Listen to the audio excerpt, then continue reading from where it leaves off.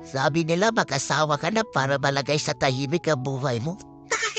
Pero nung nag-asawa na ako, mas lalong maingay at gumulo ang buhay ko.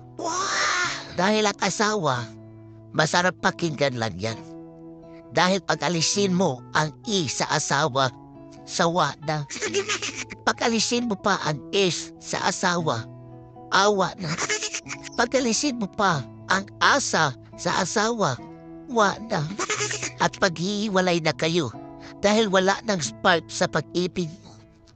Ano ba talaga? Nagmamahalan ba kayo o nagwiwildingan? Kaya sabi nila, kapag nasa katwiran ka daw, ipaglaban mo. Pero pag ang babae ang kalaban, para ang hirap panalo. Kaya malalaban mo daw pag nasa tamang babae ka, kung palagi tayong mali at sila ang palaging tama.